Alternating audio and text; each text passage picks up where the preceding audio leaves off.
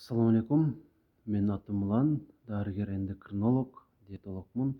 Менин негизги ишим диабет менен, кант диабети менен жабыркаган бардык адамдарга бирдей жардам бере алуу. Андыктан ошол тууралуу бир аз маалымат бере кетейин. Демек, диабет оорусун билесиздер. Айрыкча ооругандар билет, ооругандардын жакындары билет. Жана ал тууралуу өтө көп сөз кылууга болот, бирок зарыл болгон нерселерди айтып өтөйүн. Буга чейин деле айтканмын, кайталоо болот, кошумчалоо дагы сөзсүз түрдө болот. Буга чейин кант диабетин жакшы күчөтүп кетпешин, башка ооруларга алып келбешинин алдын алуу үчүн 3 нерсени жөнгө салып, же болбосо ошол 3 нерсени контролдош керек деп айткан элем. Ал болсо глюкозанын деңгээлин ашырып жибербөө, кан басымды нормада сактоо жана холестериндин өлчөмүн дагы нормада сактоо. Эгер ушул 3 нерсени эле биз нормада сактай турган болсок, биздин мүмкүнчүлүктөрүбүз өтө көп болот. Демек, эмнеге? Эгерде глюкоза, ошол кандагы глюкоза 10дон аша турган болсо, нормада 5,5 чейин го. Эгер диабет менен ооруй турган болсоңуз, 6, 7, 8 бул жакшы эле көрсөткүч. Эгерде 10дон аша турган болсо, дароо сиздин кан тамырларыңыз жабыркашты баштайт. Атеросклероздун пайда болушуна шарт түзүлөт. Андыктан диабет менен оорусаңыз, ошол жердеги глюкозанын өлчөмү 10дон ашса эле уже кыжалат болушуңуз керек. Дагы сөзсүз түрдө азайтуунун аргасын издешиңиз керек. Ашырбаш керек негизи. Анан дагы кан басым. Кан басым дагы норма болуш керек. 130дан аз болгону жакшы, систолический, диастолический 90дон аз болгону жакшы. Эгер кан басым жогору боло турган болсо, ал дагы кан тамырларды кыйроого алып келет бара-бара. Бара-бара инфаркт менен инсультка алып келет. Андыктан ушул эки нерсени жана дагы кандагы ошол холестериндин дагы өлчөмүн нормада сактаганга аракет кылыш керек. Ошондо дагы өтө жакшы жыйынтык болот.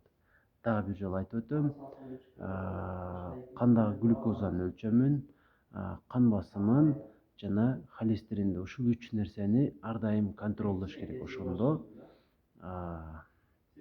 сизде диабетти жеңүү мүмкүнчүлүгүңүз жогору болот. Көп убакытка чейин кыйналбай жашай берүүгө болот. Жана дагы эскертип кое турган нерсе, мурда дагы айтканмын, ошол көп өлчөмдөгү глюкоза дагы, көп өлчөмдөгү холестерин дагы, жогорку кан басым дагы адамга билинбейт. Билинбей жүрүп эле адамдын органдарын иштен чыгара бериши мүмкүн. Ошондуктан бейкапар болбой, буларды ар дайым карап жүрүш керек болот. Жана дагы кошумчам айтайын деген маалыматымы унутуп атам.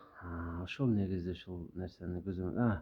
Бир жылда бир жолу болсо дагы эч чукур дегенде анализ тапшырып туруш керек болот. Болбосо бир жылда 2 жолу же 3 жолу анализ тапшырып турсаңыз жакшы болот. Кайсы анализдерди десеңиз,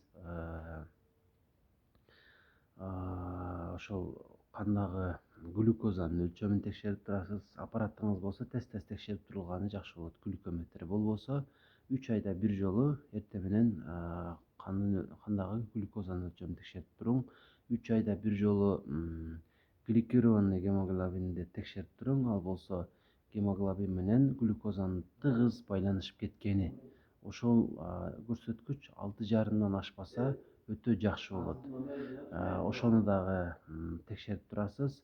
Холестеринди текшерип турасыз. Холестеринден дагы ичинде липопротеид низкий плотности деген бар. Ошол атеросклерозго алып келе турган негизги нерсе. Ошонун өлчөмүн ашырбайсыз, текшерип турасыз.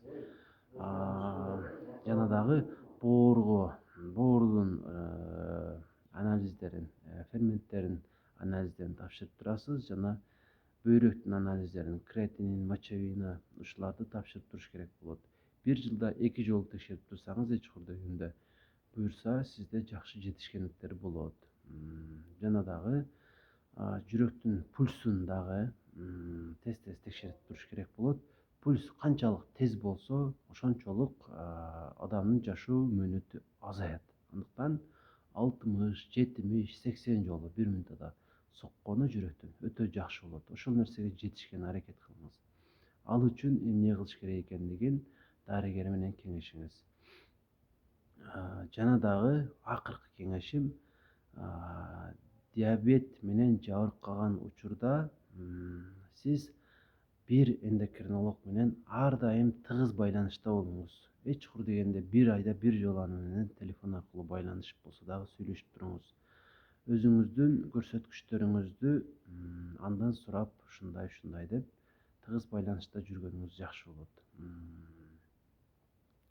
Өзүңүзгө жакшы бир эндокринолог таап алыңыз. Аны менен мамилени жакшылап, кайсы убакытта аны менен жолугуп туруу ага оор келбейт, ошону байланышып, ошону менен сүйлөшүп туруп, ошого жараша айткандарын аткарып туруңуз. Ар дайым бардык көрсөтмөлөрүн аткарыңыз. Ошондо сизде мүмкүнчүлүктөр көбөйөт. Оорууңуз жеңилдейт, жана дагы ишке болгон жөндөмдүүлүгүңүз дагы ашат. Эң негизгиси жашоо мөөнөтүңүз, жылдарыңыз узарат.